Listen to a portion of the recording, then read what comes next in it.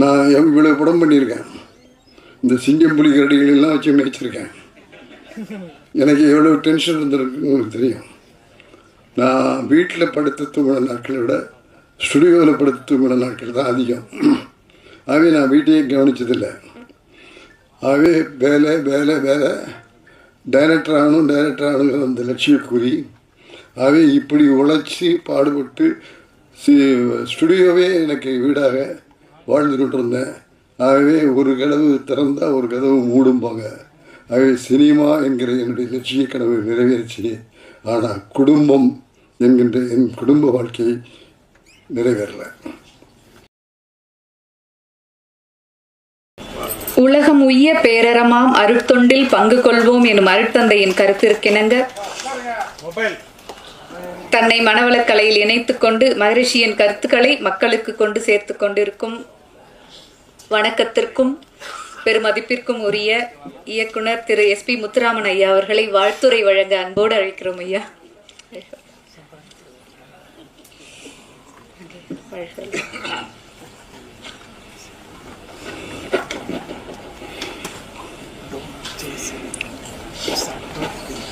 குரு வேதாத்திரி மகரிஷி அவர்களை இணைத்துக் கொண்டு என்னுடைய உரையை தொடங்குகிறேன். வாழ்க வையகம், வாழ்க வளமுடன். என்னடா இந்த சினிமாக்காரன் ரஜினியோடையும் கமலோடையும் பழகிட்டுக்கிறாள். இந்த ஆழியார் கூட்டத்தில் எப்படி வந்து சேர்ந்தாருங்கிற கேள்விக்குறி உங்களில் பல பேருக்கு இருக்கும். நான் சேர்ந்து பல வருஷம் ஆகிடுச்சு. அது மட்டும் இல்லை, இங்கே பயிற்சி எடுத்து ஐயா கிட்டையே படித்து அருள்நிதி வாங்கினேன் அப்படிங்கிறத மகிழ்ச்சியோடையும் பெருமையோடையும் உங்களிடத்தில் சொல்லிக்கொள்ள ஆசைப்படுறேன். நம்முடைய வேதாத்திரி மகரிஷியா அவர்கள் இறந்த பிறகு மயிலானந்தம் ஐயா, சின்னச்சாமி ஐயா, நம்முடைய ப்ரொஃபஸர்கள், துணை பேராசிரியர்கள் அவ்வளோ பேரும் நம்முடைய ஐயாவுடைய கொள்கைகளை மிகச் சிறப்பாக நடத்தி கொண்டு வந்து புதிய நம்முடைய ஐயாவுடைய கொள்கைகளை மக்களிடத்தில் கொண்டு போய் சேர்க்கிறத விட மாணவர்களிடத்தில் கொண்டு போய் சேர்த்திருப்பதற்காக அவர்களை உணமாற பாராட்டணும். இங்கே இருக்கிற முருகானந்தம் அவர்கள் அவர் கிராமத்தை எல்லாம் தத்தெடுத்துக்கிட்டு பண்ணிக்கிட்டு இருந்தார். இன்றைக்கி வந்தால் புடீஸ்வராக வந்து நிற்கிறார். நல்லா கைதட்டுகள் ஒரு தடவை.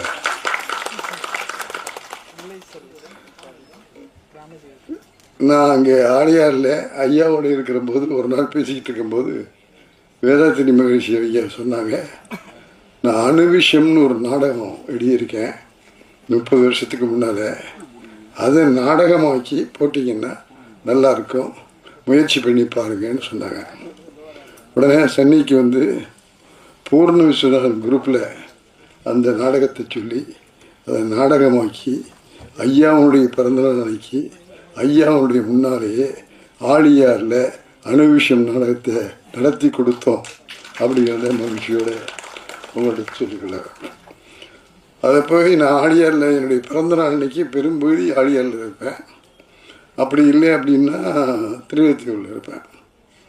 நான் ஒரு நாள் திருவத்தியூரில் போய் தங்கியிருக்கிற போது திடீர்னு சூப்பர் ஸ்டார் ரஜினிகாந்த் இங்கே வந்துட்டார். எப்படியா வந்த, எப்படி தெரியும்னு கேட்டேன். பெரிய விஷயம், முத்துராமன் சார் இங்கே இருக்காருன்னு என்னால் கண்டுபிடிக்க முடியாதா? நீங்கள் இங்கே இருக்கேன்னு தெரிஞ்சுக்கிட்டு வந்துட்டேன். ஆனால் ஒரு விஷயத்த சொல்கிறேன், இங்கே ஒரு அலை வீசுது. அந்த குணம், மனசை ஒருநிலைப்படுத்துகிற தன்மை. நான் இங்கே உங்களை பார்க்க வந்தேன், ஆனால் அவரை பார்த்தபோது என் மனதில் அந்த குழப்பமெல்லாம் இல்லாமல் ஒரு நிலையான மனம் தோன்றுச்சு அப்படின்னு சொன்னார். நீ வா ஆழியருக்கு வான்னு சொல்லிகிட்டு இருக்கிறேன். அவருடைய மனைவி லதாமா வந்துட்டாங்க. அவரை சொல்லிகிட்டே இருக்கேன், நிச்சயம் வரேன் சார் சொல்லிகிட்டு இருக்காரு. நிச்சயமாக ஒரு நாளைக்கு கூப்பிட்டு வருவேன் அப்படின்னு உங்கள் முன்னால் சொல்லிக்கலாம் சார். இவ்வளவு சொல்லி நீ எப்படி அங்கே போய் சேர்ந்த? எல்லாரும் சொல்லிட்டாங்க, ஆழியாருக்கு எல்லோரும் போகணும். இன்றைக்கு இருக்கிற நிகழ்நிலை சென்னையில் ஆழியாரை கூப்பிட்டு வந்துட்டாங்க. எங்கள் கலை உலக திட்டமர்கள் அத்தனை பேர், நான் ஒருத்தரையும் பேர் சொல்ல முடியாது, அத்தனை பேர் இங்கே இருக்காங்க. இந்த ஆளுங்கள்லாம் இதில் சேருவாங்களாங்கிறது எனக்கு தெரியாது. இவ்வளவு பேரும் சேர்ந்திருக்காங்கன்னா நாம் வெற்றி அடைந்து விட்டோம் என்று போகிறோம். பேசுகிறவங்கலாம் சாதாரண பேசலை, உள்ளத்திலிருந்து பேசுனாங்க. பாக்யராஜ் சார் நடிப்பார்னா காமெடியாக நடிப்பார் அப்படின்னாங்க. இந்த படத்தில் பார்த்தா ஐயாவுடைய தத்துவமாகவே அவருடைய பிரதிநிதியாக அவர் பேசியிருக்காரு, நடிச்சிருக்காரு. ஆகவே அந்த அளவுக்கு அவர்கள் இந்த சிவாங்கிற பையன் எனக்கு ரொம்ப நாளாக தெரியும். நடிக்கணும்னு முயற்சி பண்ணுறதோட அரசியல்லையும் கொஞ்சம் ஈடுபாடு உண்டு. நான் யார் எந்த கட்சியில் இருந்தாரெல்லாம் சொல்லலை, அவருக்கு உண்டு, மனசுக்குள்ளே இருந்து உண்டு. அப்படிப்பட்ட சிவா இருக்கார், நம்மளோட விட்டல் சார் இருக்கார், அவ்வளோ பேரும் நடிச்சிருக்காங்க. நான் ஐயாவை பற்றி சினிமா எடுக்கணும்னு ஆசைப்பட்டேன். இந்த பாரதி சுப்பிரமணிய பாரதி ஜெயிச்சிட்டார். என்னை பொறுத்தவரை நான் யார் மேலேயும் பொறாமப்பட மாட்டேன், இவர் மேலே பொறாமப்படுறேன். நான் 75 படங்களை பண்ணிட்டேன். அதில் அண்ணன் சிவாஜியோட 3 படம், உலகநாயகன் கமல்ஹாசனோட 10 படம், சூப்பர் ஸ்டார் ரஜினிகாந்தோட 25 படம். இப்படிப்பட்ட எனக்கு ஐயாவை பற்றி ஒரு படம் எடுத்து உலகம் கூட கொண்டு போகணும்னு ஒரு ஆசை மனசுக்குள்ள இருந்தது. நம்முடைய நாகராஜ் சார்ட்டெல்லாம் சொல்லுவேன், சார் எப்போவாது வாய்ப்பு இருந்தால் பண்ணிடணும் சார்னு. அந்த வாய்ப்பு எனக்கு கிடைக்கல. ஆனால் சுப்பிரமணிய பாரதி கிடைத்திருக்கிறது, அதை சரியாக நிறைவேற்றியிருக்கிறார். அவரோட சிந்திருக்கிற சத்தியம், மற்ற டெக்னீஷியன்ஸ், அவ்வளவு பேருக்கு என்னுடைய மனமார்ந்த பாராட்டுக்களையும் வாழ்த்துக்களையும் தெரிவித்துக் கொள்கிறேன். ஒரே ஒரு விஷயத்தை மட்டும் சொல்லி நிறைவு செய்தேன். நான் இன்னைக்கு ஆனந்த வாழ்க்கைக்கு எடுத்துக்காட்டான மனிதனாக ஆனந்த வாழ்க்கையை வாழ்ந்து கொண்டிருக்கிறேன். அதற்கு காரணம் இந்த ஆனந்த வாழ்க்கை. படத்தில் சொன்னாங்களே பாக்யராஜ் என்னென்ன பண்ணணும், என்னென்ன செய்யணும் அப்படின்னு. ஒன்றுமே இல்லை, 3 விஷயந்தான். ஒன்று உடற்பயிற்சி, உணவு பயிற்சி, மனவளக்கலை பயிற்சி, தியானம். இந்த 4ஐயும் செய்யுங்க. ஐயா சொன்ன அத்தனையும் உங்களுடைய வாழ்க்கையில் கிடைக்கும் என்பதற்கு நாங்கள்லாம் சாட்சி. நான் ஒரு மனக்குழப்பமான நிலைமை, ஒரு இடம், ஒரு நேரம். நான் இவ்வளோ படம் பண்ணியிருக்கேன். இந்த சிங்கம் புலி கரடிகளெல்லாம் வச்சு மேய்ச்சிருக்கேன். எனக்கு எவ்வளோ டென்ஷன் இருந்திருக்குன்னு உங்களுக்கு தெரியும். நான் வீட்டில் படுத்து தூங்கின நாட்களை விட ஸ்டுடியோவில் படுத்து தூங்கின நாட்கள் தான் அதிகம். ஆகவே நான் வீட்டையே கவனிச்சதில்லை. ஆகவே வேலை வேலை வேலை, டைரக்டர் ஆகணுங்கிற அந்த லட்சிய குறி. ஆகவே இப்படி உழைச்சி பாடுபட்டு ஸ்டுடியோவே எனக்கு வீடாக வாழ்ந்து கொண்டிருந்தேன். ஆகவே ஒரு கதவு திறந்தால் ஒரு கதவு மூடும்பாங்க. ஆகவே சினிமா என்கிற என்னுடைய லட்சிய கனவு நிறைவேறிச்சு. ஆனால் குடும்பம் என்கின்ற என் குடும்ப வாழ்க்கையை நிறைவேறலை. நான் மனைவியை பார்த்ததில்லை, குழந்தைகளை பார்த்ததில்லை. ஆனால் என்னுடைய மனைவி கமலா என்னுடைய குழந்தைகளை பார்த்து குடும்பத்தில் சினிமாவுக்குன்னு எழுதி கொடுத்துட்டோம். ஆகவே நாமே குடும்பத்தில் ஏற்பன்னு என்னுடைய பாரத்தையும் சேர்த்து தூக்கி என் குடும்பத்தை நிலைநாட்ட பெருமை என் மனைவிக்கு சேரும். ஆகவே மனைவிக்கு நான் நன்றி சொல்கிறேன். எந்த அமைப்புலேயும் மனைவிக்கு விழா எடுக்கிற அமைப்பு எங்கேயாவது பார்த்துருக்கீங்களா? ஐயாவுடைய அமைப்பில் தான் மனைவிக்கு ஒரு நாள் ஒதுக்கி மனைவி வாழ்த்துவாங்க. அப்படி வாழ்த்துகிற அந்த விழாக்கெல்லாம் நான் கலந்துக்கிட்டு இருக்கிறேன். ஆகவே அப்படி இருந்த என் மனைவி நோய்வாய்ப்பட்டு நான் பாண்டியன் படத்தினுடைய ஷூட்டிங்கில் இருக்கும்போது உடம்பு சரியில்லை, உங்களை கூப்பிட்றாங்க. நாங்கள் போய் பார்த்தா என்னுடைய மனைவி இறந்து விட்டாள். மாரடைப்பால் நான் போய் பார்த்தபோது அவள் உடம்புல உயிர் இல்லை, பிணமாக கிடந்தேன். போனேன், கத்தினேன், கதறேன், துடித்தேன், இல்லை முடிவு வச்சு. ஆகவே நான் தவறு செய்து விட்டேன் என்று உணர்ந்தேன். என் மனைவி இறந்து போகவில்லை, என்னுடைய வேலையும் அவளுக்கு கொடுத்து இப்போ தலையில் பாகத்தை தூக்கி வச்சு அவளை நோயாளியாக்கி கொன்னுட்டேன்னு ஒரு குற்ற உணவு எனக்கு வந்தது மனதில். ஆகவே இறந்து 3வது நாள் ஷூட்டிங்க்கு போய் ரஜினி சார் வேண்டான்னு சொன்னார். ரஜினி சார் வேண்டான்னு சிங்கப்பூர்லேருந்து ஃபோன் பண்ணார். இல்லை முத்துராமன், இந்த மணலில் நீ ஷூட்டிங்க்கு வர வேண்டான்னு சொன்னாங்க. இல்லை நான் வரேன் சார், நான் எல்லா படத்தையும் சொன்ன தேதிக்கு ரிலீஸ் பண்ணியிருக்கேன். இது யூனிட்டுக்காக எடுக்கிற படம். இதையும் நான் சொன்னபடி சொன்ன தேதியில் ரிலீஸ் பண்ணுவேன்னு சொல்லி அந்த படத்தை முடித்து ரிலீஸ் பண்ணிட்டேன். பாண்டியன் படம் அந்த படம். அந்த படத்தில் வந்த லாபத்தை சூப்பர் ஸ்டார் நடித்து கொடுக்க சரவணன் சார், குகன் சார்லாம் அதுக்கு வியாபார ரீதியாக உதவி பண்ணேன். அந்த படத்தில் வந்த லாபத்தை நான் உட்பட அத்தனை பேரும் சமமாக பிரிச்சுக்கிட்டோம் அப்படிங்கிற மகிழ்ச்சியோட உங்கள்கிட்ட சொல்லிக்கூட ஆசைப்படும். இந்த எண்ணம் வர வேண்டும் அப்படிங்கிறதுக்காக சொல்கிறேன். என்னுடைய பெருமைக்காக சொல்லலை. ஒரு டெக்னீஷியன் இருந்தால் அவங்களுக்கு ஷூட்டிங் நடக்கிறவங்களுக்கு மாதம் ஒரு சம்பளம் கிடைக்கும். அது நின்று போச்சுன்னா அப்புறம் அவ்வளோதான். யூனிட்டில் என்னை சேர்ந்து ஒரு 25 பேர் எல்லாம் ஒத்துமையாக எஸ்பிஎம் யூனிட்னு வேலை செஞ்சோம். அப்படி வேலை செஞ்சவங்களுக்கு எனக்கு படம் இல்லாமல் போயிடுச்சுன்னா அவங்களுக்கு சம்பளம் வராது. இதே ஒரு நாள் ரஜினிகிட்ட சொன்னேன், ரஜினி கவர்மெண்ட் சைடு இது மாதிரி நமக்கெல்லாம் ஒன்றும் இது கிடைக்காது, அவை 25 பேர் நம்மளோடய இருக்காங்க, அவங்களுக்கு ஏதாவது செய்யணும். நிச்சயமாக செய்வோம் சார்னு செய்கிறேன்னு ஒத்துக்கிட்டு அதை செஞ்சு கொடுத்தாங்க. அதையெல்லாம் சமமாக பிரிச்சுக்கிட்டோங்கிறத அவங்கள்ட்ட சொல்லிக்கிறேன். ஆகவே என்னுடைய கடமையில் ஒரு பெரிய பங்கு அப்போ முடிஞ்சு போச்சு. ஆகவே அந்த படம் ரிலீஸ் ஆன பிறகு என்ன செய்யறதுன்னு புரியல. காரைக்குடிக்கு போயிடுறேன்னு சரணன் சார் கூப்பிட்டு சொன்னார், முத்துராமன் நம்ம 18 மணி நேரம் வேலை செஞ்சாங்கன்னு சொன்னாங்களே, அதுமாரி நானும் 18 மணி நேரத்தில் 20 மணி நேரம் வேலை செஞ்சுருக்கிறேன். அப்படி இருக்கிற நீங்கள் காரைக்குடிக்கு போய் என்ன செய்வீங்க? அவை அது நீங்கள் நினைக்கிறது நிம்மதி தராது. அவை உங்களுக்கு ஒரு ரூம் தர்றேன், ஒரு பையனை தர்றேன், ஒரு அசிஸ்டன்ட் தர்றேன், எங்களோட ஒருத்தர காலையிலேருந்து மாலை வரலும் ஒரு ஆஃபீஸுக்கு போய் வந்துட்டு போகிற மாதிரி வந்துட்டு போங்க, உங்கள் மனசில் ஒரு நிம்மதி கிடைக்கும்னு சொல்லி எனக்கு ஸ்டுடியோலேயே ஒரு ரூம் கொடுத்து இன்றைக்கி அந்த ரூம் இருக்குது. கைதட்ட மாட்டீங்களா? சாதாரண அப்ரெண்டிஸாக போய் சேர்ந்து அசிஸ்டன்ட் டைரக்டர் ஆகி அவங்க கம்பெனிக்கே ஒரு கிட்டத்தட்ட 19 படங்களை இயக்கி எல்லாம் செஞ்சதுனால அந்த உணர்வுக்கு எடுத்துக்காட்டாக எனக்கு ஒரு ரூம் கொடுத்துருக்காங்க. எடிட்டிங் ரூம் ஒன்று ஆரம்பித்தாங்க. அந்த எடிட்டிங்கு எஸ்பிஎம் ஷூட்டுன்னு பேர் வச்சாங்க. சூப்பர் ஸ்டார் ஆக்ட் பண்ணி சங்கர் இயக்கின படம், ஏவிஎம் ப்ரொடக்ஷன்ஸ் படம், சிவாஜி ரஜினி ஆக்ட் பண்ண படம். அந்த படத்தில் நான் துணை தயாரிப்பாளர். இவ்வளவு ஏன் சொல்கிறேன்னா, இவ்வளவு என் பேர் வந்து சேர்றதுக்கு நான் அவ்வளவு உழைச்சேன்.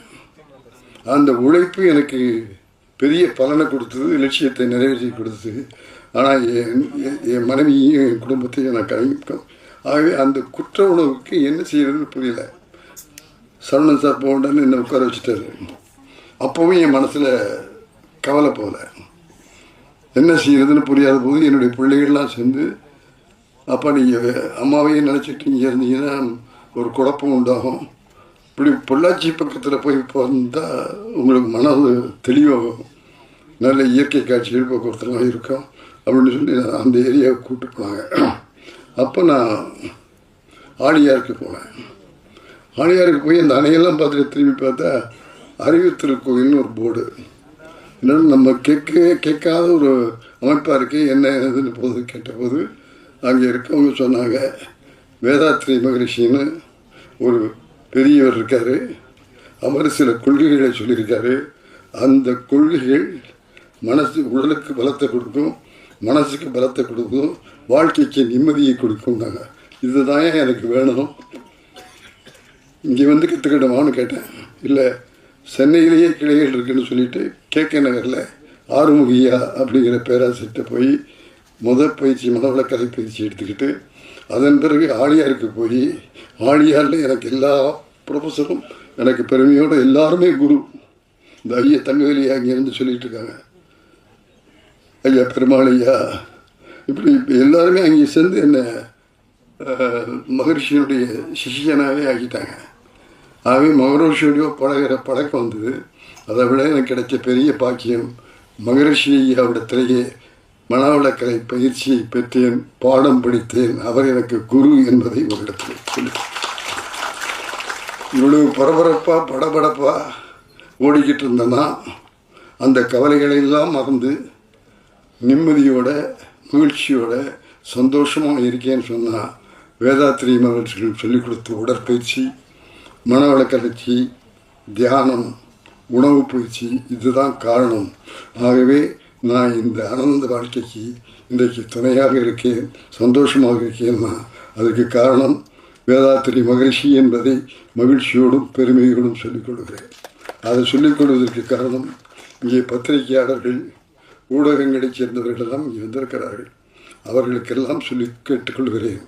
எப்போ பார்த்தாலும் பாலியல் பயிற்சி, குடிப்பழக்கம், ஊழல் அப்படிங்கிறத ஃபோக்கஸ் பண்ணி மக்களிடத்தில் கொண்டு போய் சேர்க்குறீங்க. ஒரு மூத்த இயக்கணும்னா 60 ஆண்டு திரைத்துறையில் இறந்தவன்கிற முறையில் நாட்டுக்கு நல்லது நடக்கணும், வருங்கால சமூகம் நல்லா இருக்கணும். இப்போ எனக்கு ரொம்ப வருத்தமான ஒரு விஷயம், இந்த போதைப்பொருள் இருக்க, அந்த போதைப்பொருள் பெரியவர்களிடத்தில் மட்டும் போய் சேரலை, பள்ளி கல்லூரி மாணவ மாணவிகளிடத்தில் போய் சேர்ந்து கொண்டு இருக்கிறது என்றால் வருங்கால உலகம் போதை பழக்கம் உள்ள உலகமாக ஆகிவிடும். அந்த பயம் இருக்குது எங்களுக்கெல்லாம். ஒவ்வொரு பெற்றோரும் வயிற்றில் நெருப்பை கட்டிட்டு வாழ்ந்துக்கிட்டு இருக்கிறாங்க. பிள்ளைங்களை கல்லூரிக்கு பள்ளிக்கு அனுப்பிச்சிட்டு இந்த பிள்ளை எப்படி திரும்பி வருமோன்னு பயந்துக்கிட்டு இருக்கிறாங்க. ஆகவே அதெல்லாம் நல்லபடியாக நடக்கணும், ஒழுக்கத்தோடு இருக்கணும். நம்முடைய பழைய பண்பாடும் கலாச்சாரமும் வரணும் அப்படின்னா வேதாத்திரியத்தை பின்பற்ற வேண்டும் என்பதை வலியுறுத்தி இந்த பத்திரிகையாளர்களும் ஊடகங்களைச் சேர்ந்தவர்களும் மக்களுக்கு விழிப்புணர்வு வேண்டும் என்று சொல்வதற்காக நான் இங்கே வந்திருக்கிறேன். ஆகவே அதை நான் சும்மா வந்து சொல்ல, அந்த கொள்கையை பிடித்து வாழ்ந்து அதை நிறைவேற்றி சந்தோஷப்பட்டு இங்கே மகிழ்ச்சியோடு உங்களிடத்தில் வந்து சொல்கிறேன். ஐயா, ஒரு நல்ல விஷயம் இருக்குது, அதை கற்றுக் கொடுத்து மக்களை நல்ல விடுதலை வருவதை விழிப்புணர்வு உண்டாக்குங்கள் ஒன்று ஒரு பெரிய மனிதனாக உங்களிடத்தில் இருகரம் கூப்பி கேட்டுக்கொள்கிறேன். இங்கே வந்திருக்கிற இந்த கலைத்துறை இருக்காங்களே, பாக்யராஜ் உட்பட, மீரா உட்பட, தம்பி சிவா உட்பட, இவங்க அவ்வளோ பேரை இங்கே வந்து இந்த படத்துக்கு உதவி செஞ்சுருக்காங்க. அப்படின்னு சொன்னால் இந்த ஒரு படத்தோடு நீங்கள் நிறுத்தி விடக்கூடாது. மக்கள் திருந்துகிற வகையில் வேதாத்திரத்தை நீங்கள் உலகம் முழுதும் பரப்ப வேண்டும் என்று நான் உங்களை பணிவோடு கேட்டுக்கொள்கிறேன். ஒரு முறை கைதட்டி நீங்கள்தான் மனசில் பதியிருந்தால் வச்சுக்கிட்டு உதயகுமார் வந்திருக்காரு, எனக்கு போட்டி டைரக்டர். அவர் ஏவிஎம்மில் தொடர்ந்து படம் பண்ணிக்கிட்டு இருக்கும்போது நடுவில் புகுந்து எஜமான் படம் பண்ணவர் உதயகுமார். அது உங்கூர்காரர்கள். அது மாதிரி அந்த உணர்வுகள் இருக்கிறவர்கள் வந்து சேர வேண்டும் என்பதல்ல, சேவை செய்ய வேண்டும். இந்த குழிகளை கொண்டு போய் சேர்க்க வேண்டும். அந்த பொறுப்பு நமக்கு இருக்கு. அந்த பொறுப்பை நம்ம செஞ்சோம்னாலே வருங்கால உலகம் சிறந்த உலகமாக ஆகும். அவங்க எல்லாரையும் இருகரம் கூப்பி கேட்டுக்கொள்கிறேன். அதற்கு பத்திரிகைகளும் ஊடகங்களும் எங்கள் திரையுலகத்தைச் சேர்ந்தவர்களும் துணையாக இருக்க வேண்டும் என்று வேண்டுகோளை இந்த கூட்டத்தில் முருகானந்தம் வந்து பல நேரத்தில் கிராமத்துக்கு வரமாட்டீங்களா, நான் கிராமத்துக்கு வரல, நகரத்திலேயே உங்கள் கொள்கையை பரப்பி கொண்டிருக்கிறேன் என்பதை மகிழ்ச்சியோடு சொல்லிக்கொள்ள ஆசைப்படுகிறேன். ஆகிய வாழ்க்கை என்பது வேறு யார்கிட்டையும் இல்லை. ஐயா சொன்ன மாதிரி நம்மகிட்ட இருக்கு. நம்ம ஒழுங்காக இருந்தால் வாழ்க்கை நல்லா இருக்கும், நம்ம சந்தோஷமாக இருந்தால் வாழ்க்கை சந்தோஷமாக இருக்கும், நாம் கட்டுப்பாடோடு இருந்தால் வாழ்க்கை நல்லா இருக்கும், வரவுக்கேற்று செலவு செஞ்சால் வாழ்க்கை நல்லா இருக்கும், பொறாமப்படாமல் இருந்தால் வாழ்க்கை நல்லா இருக்கும், கோபப்படாமல் இருந்தால் வாழ்க்கை நல்லா இருக்கும். இதுதான் மனவளக்கலை கொள்கை. இவைகளை படித்து கொண்டு வேதாத்திரி வெளியிலே நாமெல்லாம் வாழ்ந்து மகிழ்ந்து ஆனந்த வாழ்க்கை வாழ்வோம் என்பதை சொல்லி, எண்ணியது எண்ணியாக எய்துவர், எண்ணியர் திண்ணியராக என்று குரலை சொல்லி, எங்கள் திரையுலக உலகத்தில் இருக்கிறவர்கள் இந்த அமைப்பை பின்பற்றி செயல்பட்டால் உங்களுக்கு பல குழப்பங்கிறது எனக்கு தெரியும். இப்போ சினிமா வந்து நஷ்டத்தில் போயிட்டுருக்கு. ஆகவே அந்த நஷ்டமெல்லாம் உங்களை தாண்டி போகணும் அப்படின்னு சொன்னால் மனதை கட்டுப்படுத்துங்கள், தொழிலை ஒழுங்காக செய்யுங்கள். 4 விஷயந்தான். தொழிலை ஒழுங்காக கற்றுக்க, தொழிலை முழு ஈடுபாடோடு செய்ய, வேலை செய்கிற போது நேரம் பார்க்காத, கடிகாரத்தை பார்க்காத. நாங்களாம் கடிகாரம் பார்த்ததில்லை, சாப்பாடு பார்த்ததில்லை, தூக்கம் பார்த்ததில்லை, வேலை வேலை வேலை. அந்த உழைப்புக்கு முதலிடம் கொடு, நம்பிக்கையோடு இருக்கும். முடியுமான்னு கேட்டால் முடியாது. இந்த பாக்யராஜ் சார் இருக்காரு, பாரதிராஜ சார்ட்ட வரும்போது வெறும் எழுதி கொடுக்குற காப்பி ரைட்டர். அந்த காப்பி ரைட்டர் தான் இன்னைக்கு சென்னை தமிழகத்தில் ஸ்க்ரீன் பிளேயில் அவர் தான் நம்பர் 1. எப்படி முடிஞ்சுது சார்? ஏவிஎம்மில் ஒரு படம் பண்ணார், முருங்கங்க முந்தாணி முடிச்சு. எங்கள் ஸ்டுடியோவில் இந்த சப்ஜெக்டை கேட்காம பூஜை போட மாட்டாங்க. சரவணன் சார் கதையை சொல்லுங்க, நான் சொல்கிற நேரம் போது சொல்லுன்னு சொல்லிட்டு கதை சொல்லாமல் டபாய்ச்சிட்டு இருந்தார். சார் கதை சொன்னால் தான் நான் பூஜை போடுவேன்னு சொன்னதுக்கு பிறகு கதை சொல்கிறேன் சார், ஆனால் ஸ்டுடியோவில் வச்சு உங்கள் ரூமில் வச்சு சொல்ல மாட்டேன், ரூமில் ஹோட்டலில் ரூம் போடுங்க, அங்கே வந்துடுங்க, நான் அங்கே கதை சொல்கிறேன்னு சொல்லிவிட்டு நம்முடைய பாக்யராஜ் அவர்கள் எங்கள் ப்ரொடியூசர்ஸ் எல்லாம் கூட்டிகிட்டு ஹோட்டலுக்கு போய் கதை சொன்னார். எல்லோரும் ஸ்கிரிப்டை வச்சுக்கிட்டு படிச்சுக்கிட்டு பார்த்து சொல்லுவாங்க. இந்த மனுஷங்கையில் ஒரு ஸ்கிரிப்டும் கிடையாது, ஒரு பேப்பரும் கிடையாது, ஒன்றுமே இல்லை சார். 3 மணி கதையை பிக்சரைசேஷன் பண்ணுற மாதிரி படத்தொகுப்போடு சொன்ன கதையாசிரியர், திரைக்கதை ஆசிரியர் பாக்யராஜ். சரவணன் சார் அவங்களாம் எத்தனையோ கதை கேட்டிருப்பாங்க, எல்லாம் பண்ணியிருப்பாங்க. இவருடைய கதையை கேட்ட பிறகு இப்படி ஒரு ஆள் திரைக்கதையோடு சொன்னது நீங்கள் ஒருத்தர் தான் அப்படின்னு பாராட்டின பெருமை அந்த ஏவிஎம் ஸ்டுடியோவுக்கு உண்டு. அதில் எனக்கும் பங்குண்டு. அவர் தான் பாக்யராஜ் என்பதை உங்களிடத்தில் சொல்லிக் சிரிச்சுக்கிட்டு இருக்கு. ஆகவே அவரையும் நான் இந்த நேரத்தில் வளர்த்தேன். அவர் வேதாத்திரியில் உள்ள சேர்ந்திருக்கிறதுலாம் எங்களுக்கு கிடைத்திருக்கிற மிகப்பெரிய வெற்றி. இங்கே இருக்கிறவங்க அத்தனை பேரையும் நான் வேதாத்திரியத்துக்கு வாங்கன்னு கூப்பிட்றதுக்கு எனக்கு உரிமை உண்டு. 20 வருஷமாக அவங்களோட வாழ்ந்துக்கிட்டு இருக்கிறேன். அவையில் பலன் பெற்ற மனிதனாக உங்களிடத்தில் சொல்லிக் கொள்கிறேன். தயவு செய்து நீங்கள் எல்லாம் வேதாத்திரியத்துக்கு வந்தால் இந்த மனக்குழப்பம் இல்லாமல் மன அமைதியோடு மகிழ்ச்சியோடு வாழ முடியும். நீங்கள் மட்டும் இல்லை, உங்களோடு சேர்ந்து நம்ம கலைக்கூட்டத்தையே கூட்டிக் கொண்டு வர வேண்டும் என்று உங்களை எல்லாம் கேட்டுக்கொள்ள ஆசைப்படுகிறேன். ஆகவே நீங்கள்லாம் கூட்டிகிட்டு வந்தீங்கன்னா இந்த உலகம் எல்லாரும் பயந்துக்கிட்டு இருக்கிற அந்த சூழல் போய் உலகம் ஒரு அமைதியான உலகமாக ஆகும், நம்மால் ஆக்க முடியும் என்ற உறுதியை எடுத்துக்கொள்ள வேண்டும் சொல்லுது. எண்ணியது எண்ணியாங்க எய்துவர், எண்ணியர் திணியர் என்ற குரலை சொல்லி அனுபவத்தோடு அந்த மகிழ்ச்சியோடு உங்களிடத்தில் பகிர்ந்து கொள்கிறேன். வெறுமனைக்கு சொல்லலை, ஆனந்த வாழ்க்கை வாழ்வதற்கு இந்த ஆனந்த வாழ்க்கை துணையாக இருக்கும். அதற்கு பாடுபட்ட தம்பி சுப்பிரமணிய பாரதி பேரே அவன் பாரதின்னு வச்சிருக்கான். அந்த பாரதியினுடைய அந்த வீரம் தைரியம் அந்த பையனுக்கு இருந்திருக்கு. அதேமாதிரி அது கூட இருக்கிற சத்யா, மியூசிக் டைரக்டர்ஸு, மற்ற டெக்னீஷியன்ஸு அவ்வளோ பேருக்கு என்னுடைய மனமார்ந்த பாராட்டுக்களை சொல்லி நான் இயக்க வேண்டும் என்று எண்ணியிருந்த ஒரு படத்தை அவர்கள் இயக்கி இருக்கிறார்கள். அந்த இளைஞர்களை மனமாற குணமாற வாழ்க வாழ்க வாழ்க என்று வாழ்த்தி விடைபெறுகிறேன்.